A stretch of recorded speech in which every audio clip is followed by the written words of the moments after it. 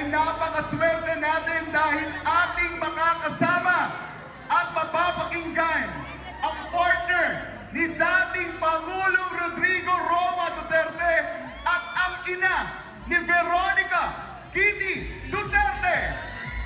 Para mangusap po sa atin pong i-welcome ng masigabong palakpakan.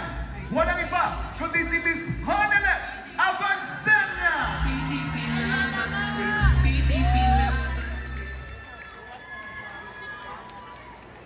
Gandang gabi ho sa inyong lahat.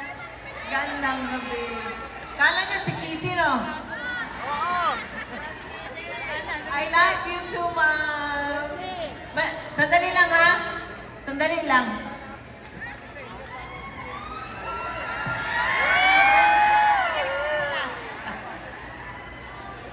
Magandang gabi ho sa inyong lahat. Magandang gabi sa mga supporters ng Duterte. 10 na lang tayo. 10 na lang. Nasubukan na natin sila eh. Wala namang ginawa eh. Pang-aapi lang nga, di ba? Saan ba ako mag-umpisa, ma'am? Parang gulong-gulo ang isip ko. Hindi ko alam saan mag-umpisa. So, since si Pastor Kibuloy nag-invite sa akin dito, gusto niyo makarinig ng kwento? Alam nyo, hindi pa pinapanganak si Veronica. Veronica is 21 years old. So, nurse ako eh. Nagtapos ako ng nursing dito sa Pilipinas. Gusto ko sumubok sa Amerika. So, nagpunta ako doon. Challenge ko yung board exam, nursing licensure board exam ng nursing doon sa Amerika. Tapos, ano ba nangyari? Doon, wala akong matirahan. Doon ako pinatira nila pastor sa bahay nila. Ang ginawa ko doon, mag-review lang, aral ng aral. Sabi ko, kasi pag hindi ako nag-aral, hindi ko ito maipasamahal ang bayad. So, aral na ako ng aral, doon ako nag-aral. Alam mo, doon ko na-experience, alas 4 ng madaling araw, gising na sila. Nagpe-praise and worship na sila. Tapos, bago matulog sa gabi, mga after dinner, ganun din, nagba-Bible reading, tapos praise and worship. So, nakita ko rin sa kanila, yung ginagawa nila sa mga lahat ng members. Ma'am at sir, ang ginagawa nila, tinuturuan nila paano maging mabuting tao, paano magtrabaho, paano mag-contribute. I mean, kung meron kang talent, i-develop yung talent mo. Kagaya nung nandun sa yung nandun sa Hague, si Anton. Saka ko lang nalaman, hindi pala yun siya reporter o newscaster. Ministro pala yun. Kaya nung nandun ako, sabi ko, hindi kailangan every time before mag-start ang yung gathering namin, gusto ko may prayer. So sabi ko kay Anton, hanap ka na ng kahit sino ang mag-lead. Tapos siya ang nag-lead. Surprise ako dun sa first month anniversary, April 11. Diba, nandun, may maraming mga Pilipino doon. Nag-gathering, nagkukwentuhan, tapos yun na nga, bago nag-umpisa, dasal. So, yan ang ko. Walang kriminal sa grupo ng KOJC. Walang kriminal dyan. Tinuturuan lahat magtrabaho. Tsaka, Bible-based yan. Nag-aaral yan sila ng Biblia. Kumakanta lang yan sila ng mga Christian song. Naalala ko nga nung birthday ni Pastor. Alam mo ba, imbis na invited kami noon presidente pa siya noon, nung pinaka-last na birthday ni Pastor. Imbis na kumanta ng yung mga worldly song, si Pastor hindi mo talaga mapakanta ng worldly song. Hindi mo pa mapakanta ng Killing Me Softly yan. Hindi mo pakanta ng Frank Sinatra yan. Ang kinakanta niyan, puro lang Christian song. So, ganun si Pastor. Tsaka, ang pagkakakilala ko kay Pastor, mabuting tao si Pastor. Walang kaso di ba? Walang kaso. Ano nangyari nung ano? Naalala ko nga nung nagkagulo na noon kila Pastor, doon sa Davao, sinulong na yung lugar nila, may nagtanong sa akin, na kaibigan namin, sabi niya, merong ano daw yung baka ma-freeze daw yung yung bank account ko. Sabi ko, wala naman kaming business transaction nila, Pastor. Alam mo, pag pumupunta kami sa kanila, iniimbitan nila kami sa kanila, nandun lang kami para kumain. Masarap sila magluto ng pagkain. Pinapakain lang nila kami, hindi kami pinapabayad. Kasali yung mga bodyguard doon. Sabi ko ganon. Saka kami kasi, pagka gusto magdagat ng anak ko, nangihiram lang kung tinatawagan ko lang sila, Pastor. Sabi ko, Pastor, pwede kami punta doon sa ninyo? Meron kasi silang dagat doon Yun lang namin. Other than that, sabi ko, wala kaming business transaction ni Pastor. Hindi niya ako binibentahan ng kung ano-ano, wala din ako binibenta sa kanya. So yan ang kay Pastor. Tsaka, isa dito talaga, ako importante sa akin, yung totoo kang tao at totoo kang kaibigan. Bahala na, sabi ko nga ako, mas gusto ko pang maging kaibigan yung, alam niyo may tindahan ako sa terminal, bus terminal. Gusto ko pang makipag-usap doon sa mga, yung nagtitinda sa sidewalk, kesa dito sa mga plastic Tupperware. So, mas gusto ko makausap yun, makihalubilo sa kanila, kesa sa mga ganong klaseng tao. So,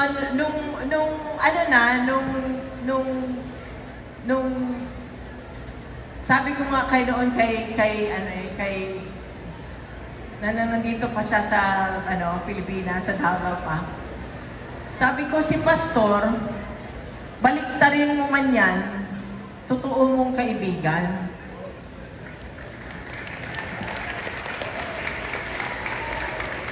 Inoperan man siya ng pera, hindi mo nila kayang bilihin. Totoo mong kaibigan. Kinulong na nila, kaibigan mo pa rin. Yun ang sabi ko kay PRD noon. So, dyan yun makita ako anong klaseng tao yung hindi ka lang mabuti porket yung habang nasa baba ka pa, makita mo yung totoong pag-uugali ng tao pagka nandun na sa taas na, nag-iiba mo ang ugali. Alam nyo, nung nanalo siyang presidente, grabe ang dasal ko. Sabi ko, Panginoon, help me to be humble. Kasi ayaw ko ayaw ko yung madala ko. Kaya, I stick to my old friends. Hindi ako, marami yun noon na nag-iimbita porket naging presidente na siya, si ganito, ayaw ko na lang banggitin. Diba, ayaw ko na lang banggitin, pero nag-iimbita. Hindi ako gano'n na tao. Kaya nagtatago ako kasi ayaw kong maimbita sa kung saan-saan na ayaw kong puntahan. Ayaw kong makipagplastikan. Buti pa dito. Alam ko, totoo yung kaharap ko. Diba? Buti pa to. Pag palakpak. Pag sinabi mo, pangit ka, Hanilet. Sasabihin nyo, diba? Ayaw ko ng bahala na yung hindi. Ang karamihan ngayon, ma'am, nung panahon ni former president, nakabuntot. Bigla ka na lang magulang. Kaibigan ba namin to? Bakit biglang nandyan na lang, di ba? Ngayon, ma'am, wala na sila, ma'am. Okay lang, ganun talaga. Wala na. Okay lang yung wala na. Ang problema, gawaan ka pa talaga ng masama. Kagaya ng ginawa nila ngayon kay former president. Alam mo, ma'am, hanggang ngayon para sa akin parang bangungot. Kasi kidnapping talaga yun Hindi ko akalain na pwede ka palang tanggalin ilipad ng ibang bansa na wala kang passport. Kasi nung time na yon, miski nagaling kami sa Hong Kong, yung yaya ni Kitty yan na yaya ni Mira ngayon. That means 21 years na siya sa amin.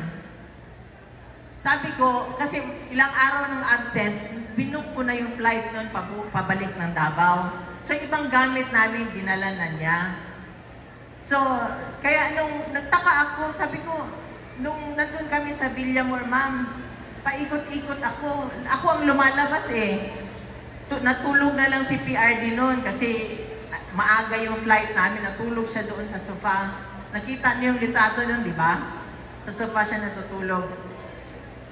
Ako, labas ako dito sa exit na to. Labas naman ako doon. Hindi ako mapakali. Kasi gusto kong malaman anong mangyayari. Ano ba talaga? So, yung isang lawyer doon, tinanong ko. Sabi ko, attorney, anong papeles na? Sabi niya, ma'am, ayaw pa ipapasok ang papeles eh. Para document yun eh. Na pirmahan niya para madala sa Supreme Court. So, tapos sabi niya, attorney, paano yan? Halika, labas tayo, kunin natin. Tapos sabi niya sa akin, ma'am, may nagawa ng paraan.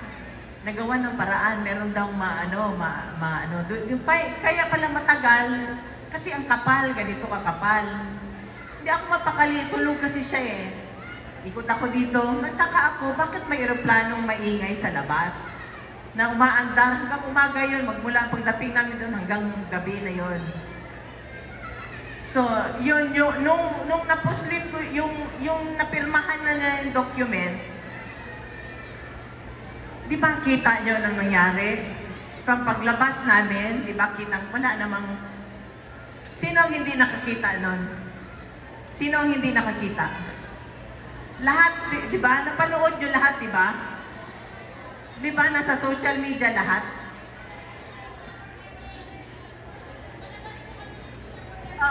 Di ba? Alam ng lahat, di ba? Alam ng lahat. Siguro gago lang yung walang nakaalam ng noon, di ba?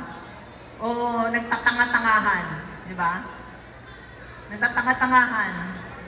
So, yun, alam niyo ma'am, paikot-ikot ako noon. Ang anak ko sinasabi na sa akin, ma, lunch na, kumain ka muna. Hindi ko kaya lulunin, ma'am, hindi ko kaya lulunin.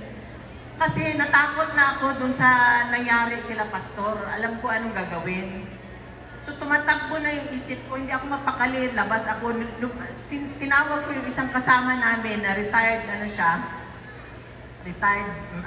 policeman yata yun siya. Sabi, halika, samahan mo ako nung nandun na yung document. Mga past 2:30, sumakay kami dun sa sasakyan, kailangan ilabas ko yung document. Inabot ko kila Senator Bongo para madala sa Supreme Court. Tapos yun yung nakita nyo sa video na sinasabi ko, notary lang, di ba? Yun, kasi ayaw na nila, sumakay si Senator Bong, ayaw na nila papasukin yung sasakyan. So kaya yun, bumalik ako doon sa loob, hanggang gabi na, pinapakuusapan namin, sabi ko, di ba, narinig nyo, maawa, miski awa na lang, 80 years old. Di ba? Miski awa. Wag na yung pagmamahal, awa na lang. Hindi nyo na nirespeto eh. Miski awa na lang, sabi ko ganun. Doon sa yung lalaking, mukhang ewan ko. Sabi ko, miski awa na lang. So, hindi siya, walang nangyari, di ba? Hanggang kinuha siya. Tapos, kasi pinapalibutan nila kami eh. Hindi makakilos. Hanggang ganyan lang yung hindi ka makaganyan, kasi nandyan sila eh, dikit na dikit eh. Hindi ka makasipa. Nung nakita niya na naharas na kami ni Kitty, kasi ginagano na nila, hiniwalay na nila si Veronica sa akin eh. Kaya sabi ko, ibalik niyo yung anak ko. Sabi ko ganon, di ba? Pati ako, nakita niya, gumanyan na si former president. Gusto niya magpaposas. Sabi ko, wag, masakit yan. Sabi ko, wag. Wala na, nagkusa na lang siya. Kumusa na lang siya pumunta doon. Kaya, sigaw na lang ako, bong, bong. Sabi yung lawyer, yung mga lawyers, para samahan kasi pinipigilan kami eh. Wala na talaga akong magawa. Kaya ayun, nung time na bago pa lang, di ba, bago pa lang kami bumaba ng eroplano, gusto niya na kami pauwiin. Kasi ayaw niya makita ng anak ko ni Kitty. Pero sad to say, nakita niya talaga. So yun, natangay na siya. Biruin mo, ilang oras kami doon? 10 oras ba kami? 10 oras kami. Di ba? Tapos, may isang paek-ek. 10 oras kami doon. May dapat ginawa ka. Di ba? May dapat nagawa ka. Alam mo yung anak ayaw papasukin. Right? Yun ang anak eh. Wala na. Hindi na miski hindi lawyer. May hand ka doon eh. Kasi related sa iyo yung nakaupo. Di ba? Pero wala ka ginawa. Maraming lumipas na maraming abuses. Doon na lang sa KOJC, maraming abuso na nangyari doon eh. Alam ko yun eh. Diba? Hinahanap nila doon, nagbungkal na sila ng property doon na hindi kanila. Pero walang ginawa. Ngayon, magpa-ek-ek ka. Diba? So, yun ang ko. Kasi ang bilin talaga sa akin ni Presidente, sa amin, sabi niya, 10, Duterte. Duterte talaga. Duterte talaga. So, wag niyo hong kalimutan. Maawa kayo sa susunod na henerasyon. Kung ang former president nga kaya nilang gawin ito, wala na eh. Ultimo tayo, baliwala tayo eh. Ako, contributor ako ng SSE, ng PhilHealth, wala na, di ba? Wala na eh. Parang walang ibang tao dito sa Pilipinas, sila lang. Parang ang buhay mo at buhay ko, buhay ng anak mo, baliwala. Di ba? So, kailan tayo? Kailan tayo kikilos, di ba? Parang sabi ko nga kanina doon sa kasama ko sa loob, hindi kaya mas mabuti pa sa China si communist, pwede magsalita. Ngayon, magsalita ka lang kung ano-anong gagawin sa inyo. Ang mga vlogger, anong ginagawa? Di ba? Social media, yan ang free, yan ang binigay sa atin. Hindi mo kailangan magbayad sa isang mainstream media para makapagsalita sa social media. Ngayon, pinagbabawal nila yan. Baka sa sunod, paghinga ninyo, bawal na.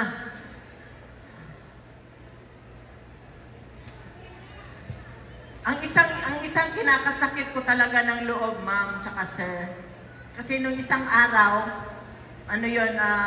may calls kami Tuesdays saka Fridays.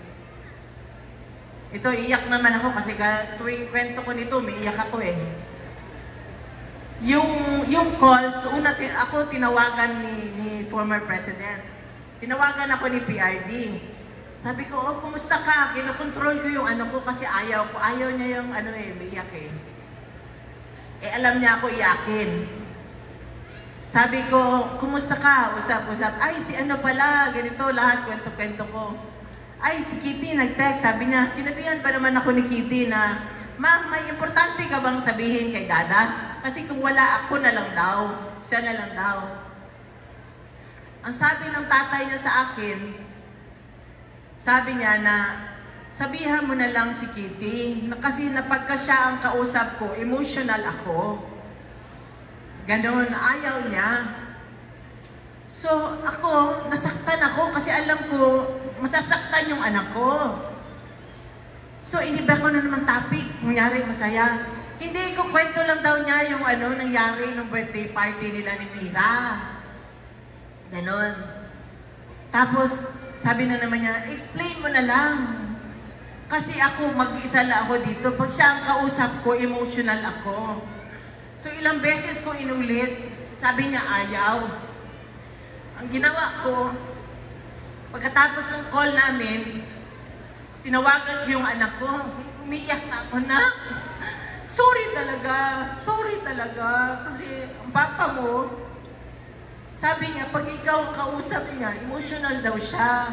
Ako naman, naawa ko sa tatay kasi siya lang mag-isa doon. So, ayaw ko siyang ma-stress, ayaw ko siyang malungkot doon.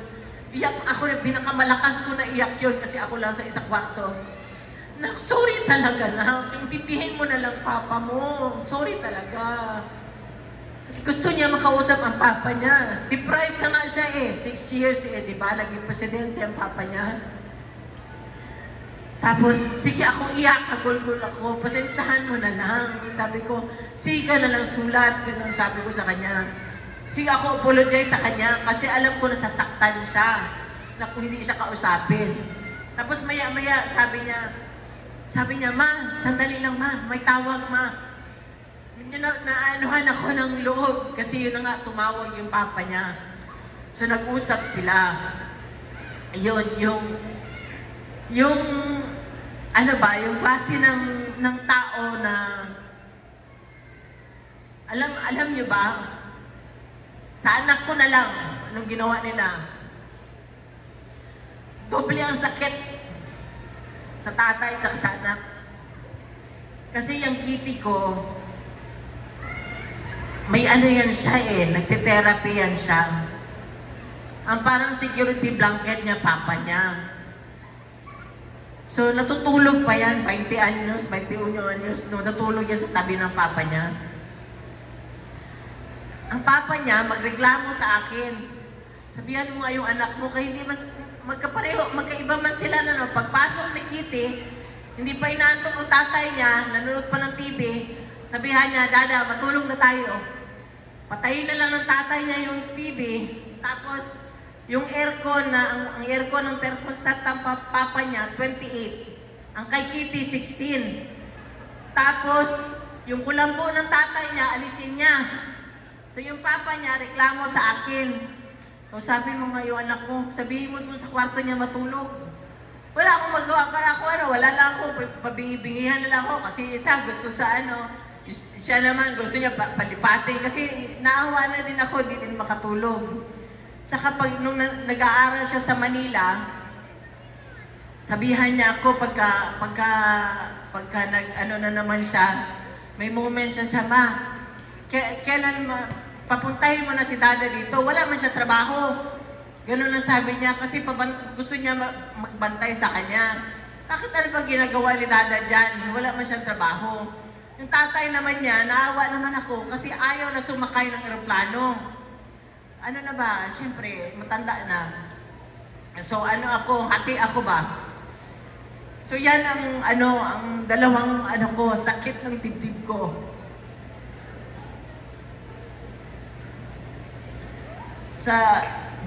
Kay former president tsaka sa anak ko.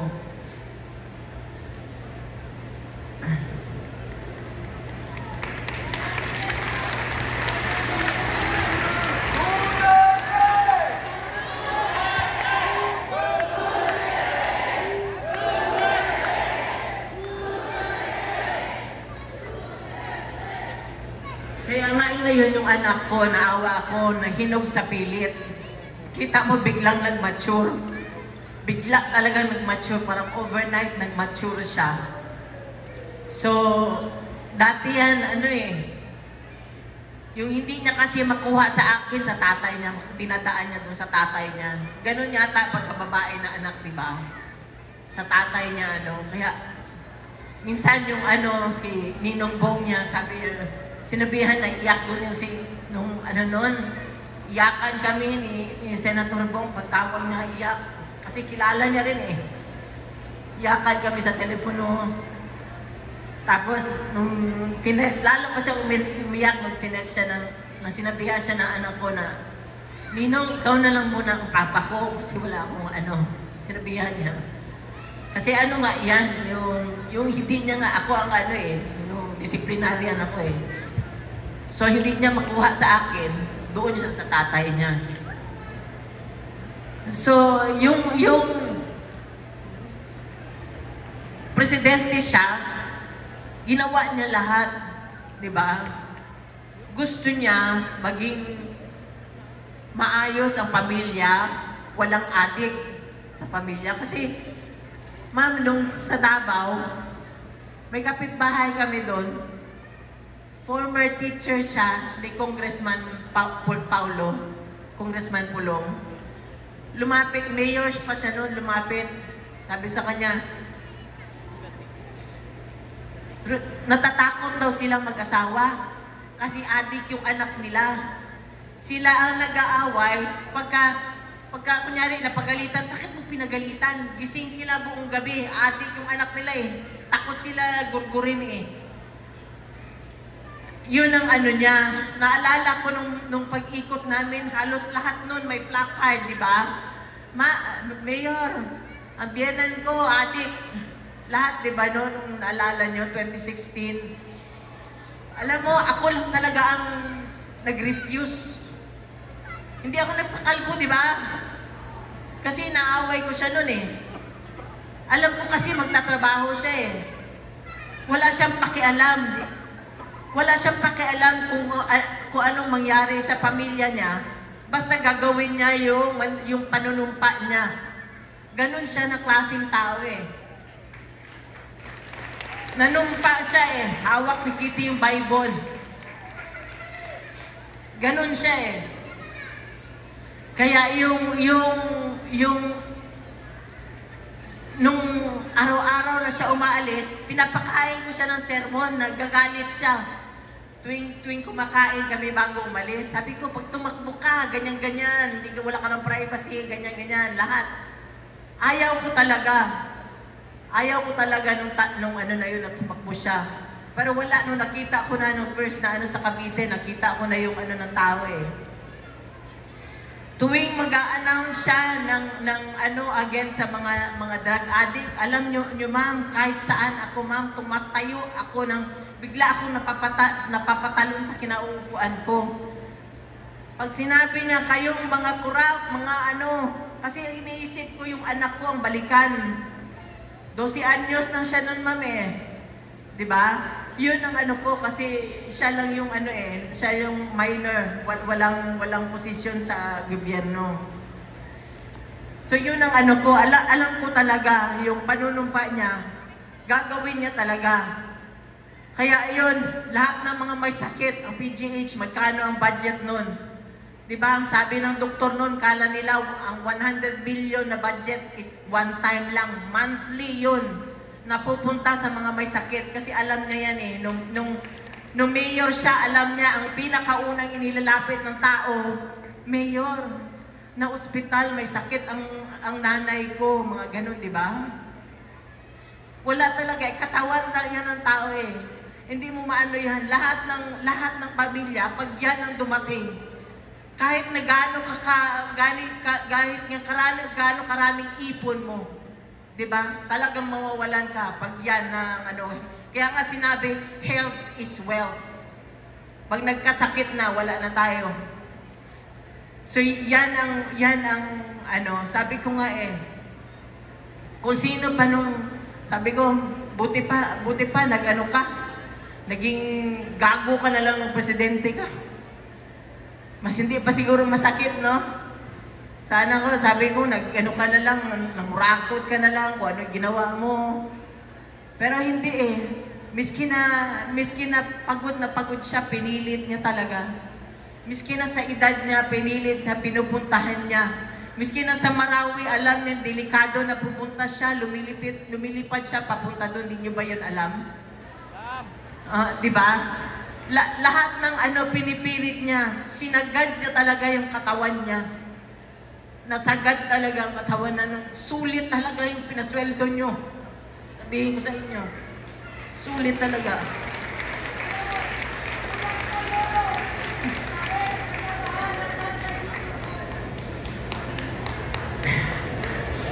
Kaya ngayong May, bantayan natin, ngayong eleksyon, bantayan natin ang boto natin para sa susunod na henerasyon, sa mga kabataan. Sana magtino na tayo, magtanda tayo, maglukluk tayo sa gobyerno na hindi yung pansarili lang ang gagawin, yung magpapa-elect lang dyan pagkatapos ng pansarili na nila iisipin nila. Yung totoo, sanang may puso para sa tao. Mahirap po yun eh. Ito, si President Duterte talaga, may bintang nyo na lahat. Babaero, di ba? Oh, pero yan, patriotism, di mo maano yan sa kanya. In fact, pwede ko sabihin pa, mas minahal pa niya kayo ang bansa kaysa sa amin. Kasi hindi niya inantala ang sa pamilya. Hindi niya inantala na makidnap ba o maano ba ang pamilya. Salamat, ma'am. Salamat.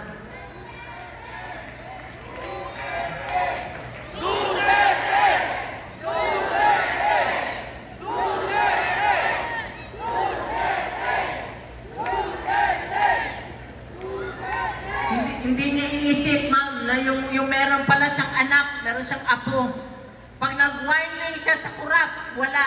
Pag nag-warning siya sa drug lord, wala kami sa isip. Ang iniisip niya ang pamilya, ang anak ng bawat Pilipino.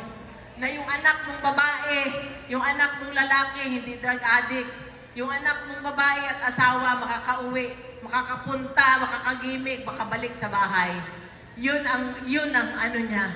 Even hanggang ngayon, nung alam niyo ba na hindi yan siya, ayaw niya ng malamig na lugar. Sabi ko nga, sa kwarto 28 ang thermostat.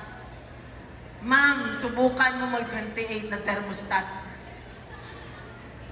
Pero pagbaba sa eroplano, nung dinala siya ng mga animal doon sa Hague, sinabi pa niya kay ES, wala siyang pera nun, ma'am eh. Wala siyang pera hindi na siya mahawak na pera, hindi niya na alam na magsabi na lang yan siya lang, gusto niya kumain, ganun, pero hindi niya na alam. Wala na yan siyang sa pera. Sinabihan pa niya si ES, Bong, bilihan mo ng mga panlamig yung mga kasi walang mga visa yun, ma'am. Hindi yun ready na pumunta sa malamig na lugar. Inisip pa niya ibang tao sa sarili niya. Kaya yung maya-maya na lang ako, ma'am, talaga. Hindi ko talaga maya-maya na lang ako lumuluha. Sana mahinto ng luha ko. Tulungan niyo na lang ako, ma'am, sa dasal, ma'am, ha? Mga ma'am at mga sir. Salamat. So ngayong May 11, wag na kayong wag na kayong lumingon pa sa sa ibang Halika dito, ma'am, yung may karatula. Ay, yung likod, yung may sa likod. Ay, yan pala. Yan. Alam mo, ma'am, ito sila kasama namin even noong 2016. Hindi yan nagbago. Totoo yan. So yung mga taong ganyan, doon nyo tingnan. Ang karakter ang tingnan nyo. Huwag kayong mga plastic na maganda lang ang pakitungo sa inyo kasi okay, di ba? Nasa posisyon ka, doon kayo sa ito talaga sila, ma'am, hindi kami iniwanan. Totoong tao yan, mga yan. Si Bondok, kumanta yan. Pero ngayon, nandyan. Si De La Rosa, hanggang ngayon, nandyan. Of course, si Bongo. Alam niyo ba, si Senator Bongo, siyempre, wala na siya income, ma'am. Siya ang nagpapacheck up sa kanya at saka bumibili ng gamot. Hindi nyo ba alam yan? Hindi nyo yung pinagsasabi. Basta ang mga gamot niya nakakarating na lang sa amin. Siya ang gumagastos. Hinlo. Nasa amin na yan, ma'am, 2016. Totoong tao. Huwag kayo dun sa lumalabas ng tuwing eleksyon na humihingi lang ng tulong natin. Boto natin. Pagkatapos, silito lipad. Pagkatapos, lumilipad. Diba? Pero hanggang ngayon, nandyan. Nakaka-frustrate kasi, ma'am. Wala naman siya nagawa eh. Hindi ka marunong magsalita. Lampino, nandyan na yan. Senator Marcoleta, nakita ninyo. Pastor Kibuloy, kinulong man nila. Binitay nila. Wala, hindi bumaliktad. Hindi nabibili ng pera. Rodriguez, kita mo anong ginawa. Hindi niya matiis. Hindi niya kayang sabayan ng kalokohan. Doon tayo, ma'am. Hindi yung alam mo ng kalokohan, alam mo ng illegal, hindi sumasabay ka pa rin sa kanila. Ibig sabihin, walang prinsipyo. Huwag na tayo dun sa walang prinsipyo.